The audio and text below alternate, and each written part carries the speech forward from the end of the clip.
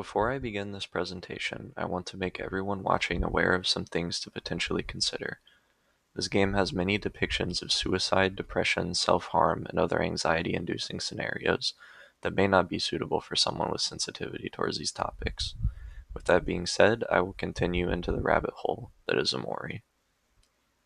In 2014, an artist by the name Omori launched a Kickstarter for her very first indie game project called Omori.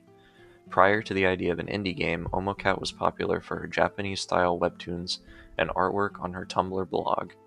This gave her a platform to draw immediate interest in the game from, and her idea of creating a medium for her artwork to come to life was in the making. The game was fully funded within a few months with over 5,000 donors at $22,000, and it had a planned release date the next year. Unfortunately, the release date ended up being a whole 6 years after the Kickstarter was fully funded due to changes in the game engine and meticulous narrative and technical issues that prevented the game from being released in its creator-approved form.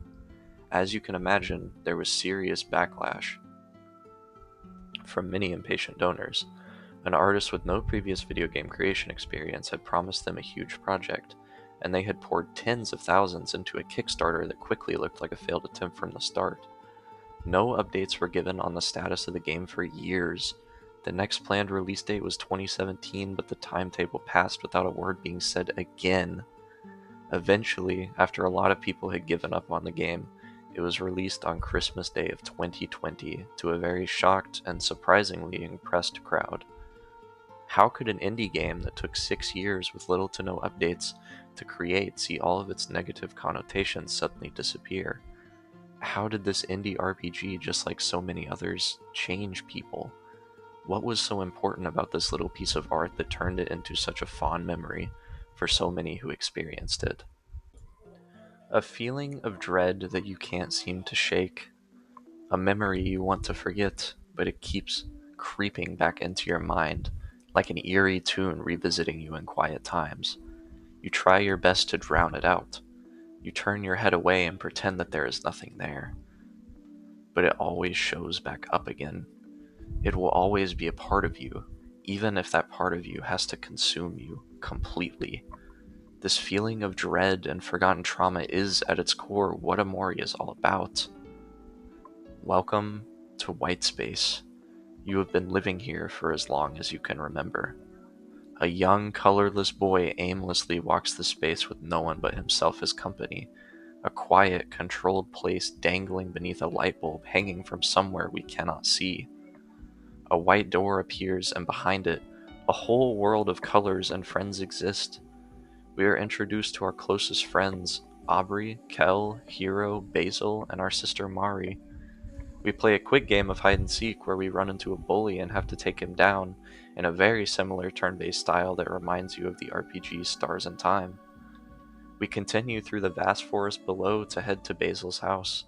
Hiro shows us the unique combat style mechanics that are quite symbolic for later. Such a magical little world outside of that cold and empty room from before. Basil even shows us his photo album with all of the memories of the friend group existing inside of it. But there's one picture he doesn't quite recognize.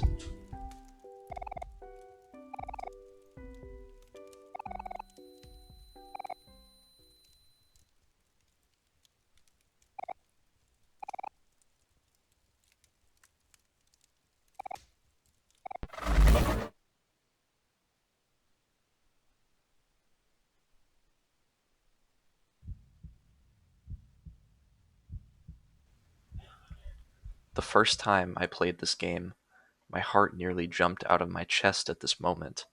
I knew going in that there were supposed to be some horror elements to this game, but the facade I had just been shown in this beautiful land of wonder had me completely fooled. Omori was heavily inspired by a very similar and surreal dreamscape world game called Yume Nikki.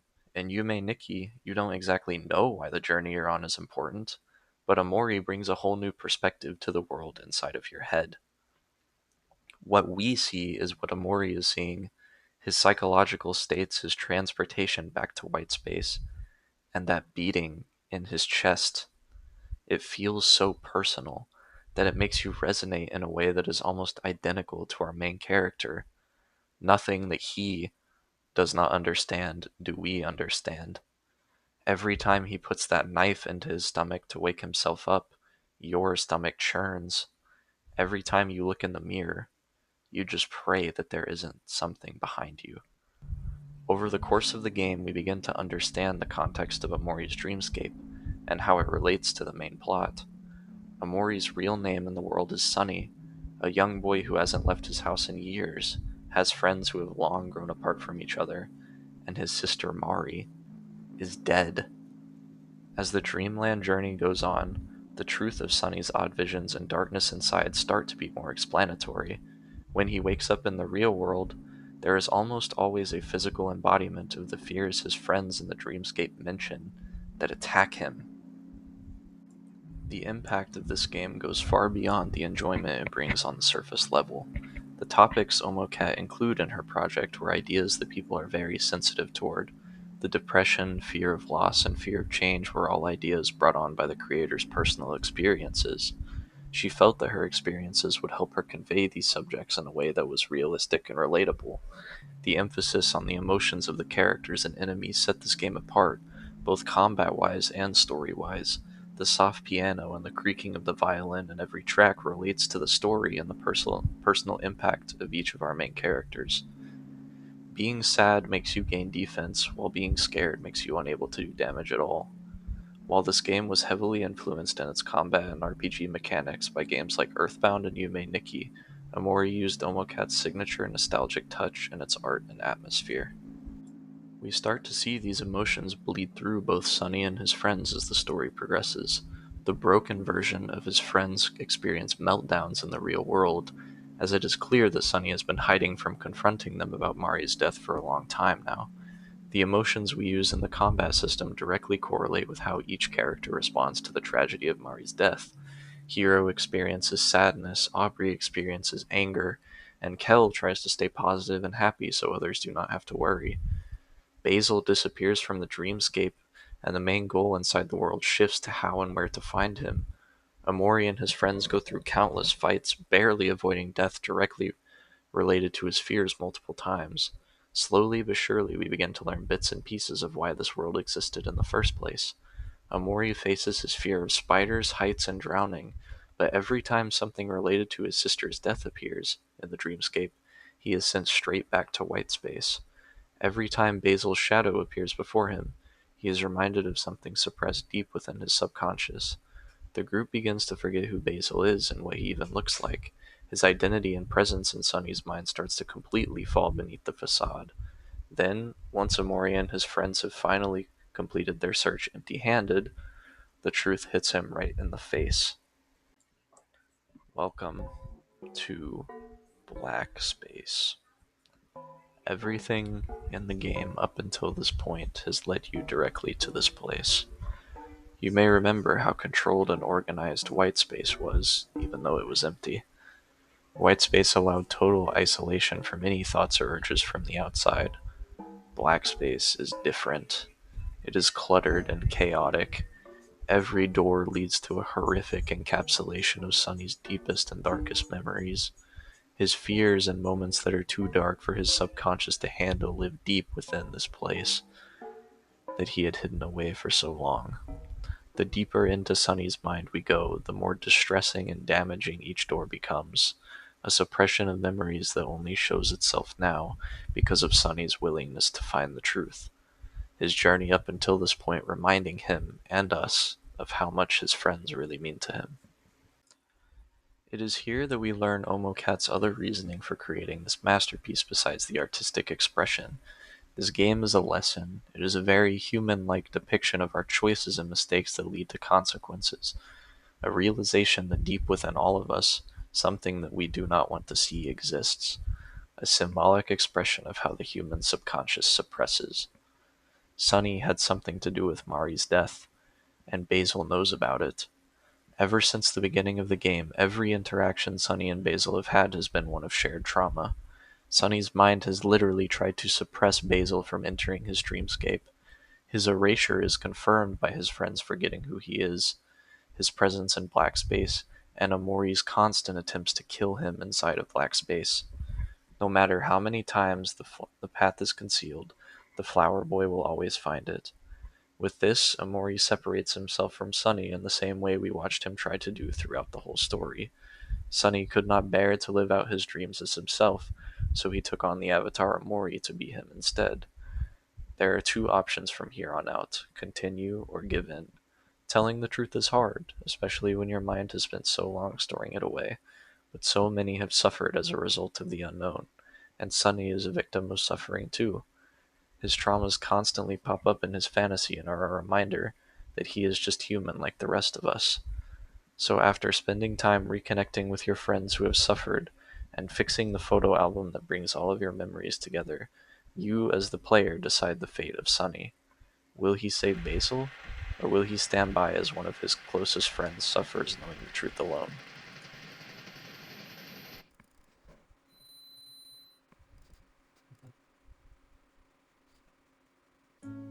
Sunny makes a conscious decision to follow the truth, and with it he has to learn to forgive himself.